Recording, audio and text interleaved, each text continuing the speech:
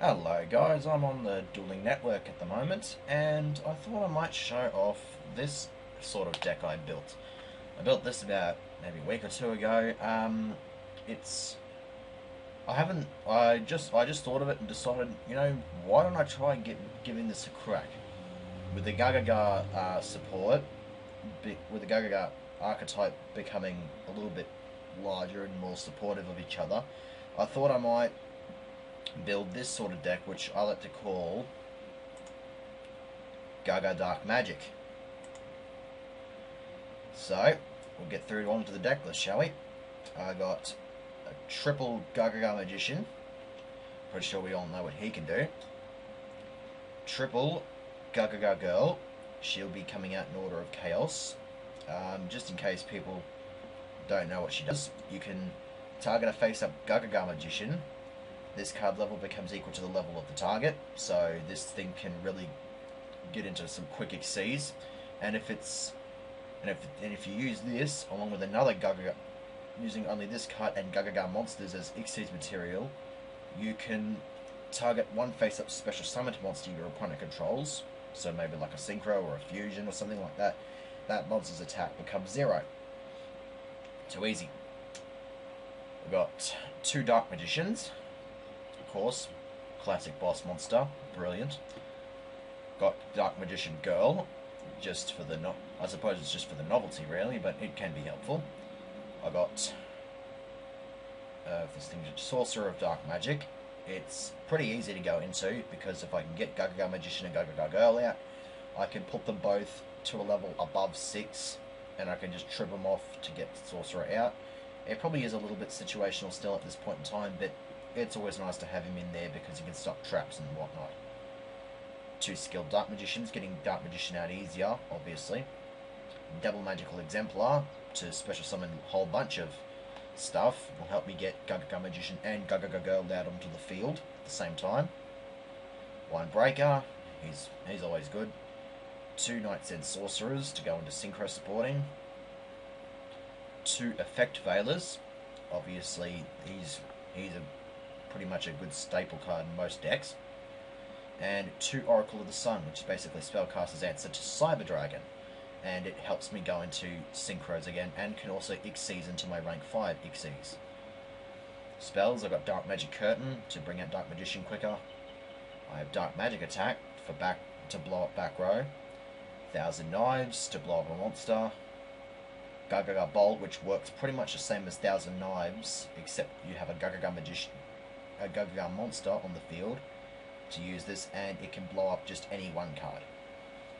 Gagaga Back, Gagaga Back, during a turn in which a Gagaga monster was destroyed by battle and sent to the grave, you can special summon as many of your monsters destroyed by battle this turn as possible in face-up defense mode, and then take 600 damage for each monster special summon this way. It's a bit, it's probably a little bit, what the crap. I can take as much as 3,000 damage if I lose a whole bunch of monsters, but it could be worse. Two Crash Bug Roads. If I can just pick a level 4 lower monster I control and then summon at another one with the same level. So I can pick Gagaga Girl. We both drop a level 3. I'll overlay my two level 3s into, let's say, Leviathan. Actually, no, I've only got one rank 3 XCs at the moment. Don't know why, but no. Two double summons, again, to get Gagaga Magician and Gagaga Girl out easier. Heavy Storm, Dark Hole, and Monster Reborn, all the standard spell staples. Traps, Gagaga Guard. If I've got two or more face-up Gagaga monsters during this turn, my monsters can't be destroyed by battle or card effects. Two Gagaga Shield. This can equip to a face-up spellcaster I control. Up to twice per turn, the equipped monster cannot be destroyed by battle or card effects. So I can equip this onto, let's say, Sorcerer of Dark Magic.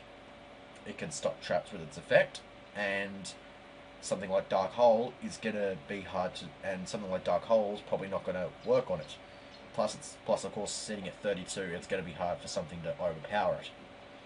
Magic Cylinder, reverse burn damage. Solemn, Torrential Tribute, Mirror Force, all staples. extra deck consists of 4 Synchros and 11 XCs. Arcanite Magician, nice little useful card. Explosive Magician, just because I feel like running him. Tempest Magician, I probably can get a little bit of burn damage out, you know, if I can stack a few spell counters onto Skilled Dark. Librarian, he's a spellcaster, he's 24. Not sure if I'm going to get a lot of use out of his effect, but he's in there just in case. Number 11, Big Eye. Of course, since it only requires 2 level 7s, I can just go Gaga Magician, Gaga Girl, put them both on level 7 and go into this thing. Drop an opponent's monster's attack to 0 if it's been special summoned, and seize another control of another monster. And then have that monster run over its comrade who's been left weakened. Number 7, Lucky Strike. This is... I'm probably thinking of just taking this out. I don't know. It's probably going to be very situational. And I think it's probably better off if I ran Leviathan Dragon anyway.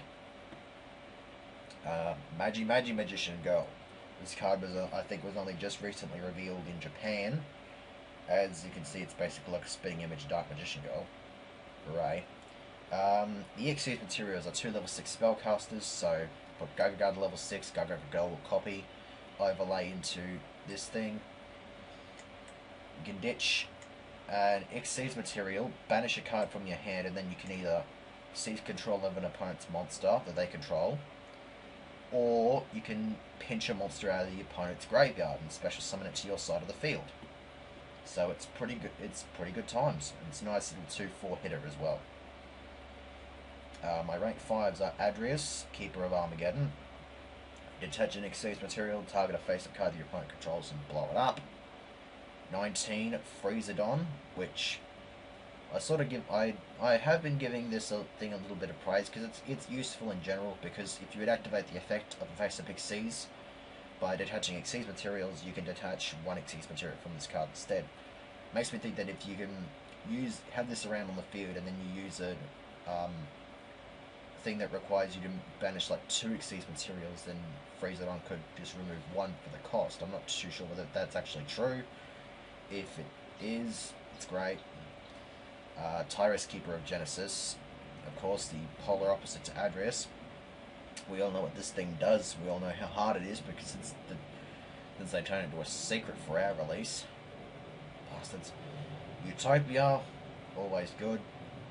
Utopia Ray, which is even more badass. It's a bit of a pity I can't use his effect unless I have 1,000 life points, but oh well, he's boss anyways. Steel Swarm Roach, of course, another good card. Air. Don't know whether I'm actually going to be banishing a whole lot of crap, but this could be useful. Air Data, or I might just take it out for Leviathan anyways. And Shine Elf. When the opponent normal or special summons a monster, digit material from this, and that poor monster loses 500 attack as soon as he touches the field. So, yeah, that's pretty much it for this deck. I'm not too sure if I have not even bothered searching around on the net to see if anybody else has even thought of an idea like this, but I just thought, you know what? They're basically Gaga and Dark Magician are basically alike in a lot of ways. Why don't I just put them together into a deck? So, yeah, that's pretty much it. Like I said yesterday, for anybody who even bothered to watch yesterday's Legacy of Goku segment, I'm going to also be doing that sometime today. And anything else? Oh yes, I'd also like to give a shout out to Dark Magician 84. Before filming this, I watched his latest update video. Obviously it's a pity to hear he's been going through a bit of a rough patch, so I thought I might offer up a shout out and tell him he's definitely got support from one of his fans. Who knows? Maybe some other fans can do the same thing. So I think that's about it. I've tested this out in one duel. I went up against Light Swans, and surprisingly, I only took, I think, 400 damage in the whole game, and I steamrolled him. I was actually pretty much set up to even run over his JD if if he ever dropped a JD. So it's kind of surprising. It's probably bad drawing though, because I don't think I'd be able to beat a Light Swan deck that easily. But oh well, stranger things have happened. All right, I'm just rambling on about it right now. See you for whatever I do next then. Take care.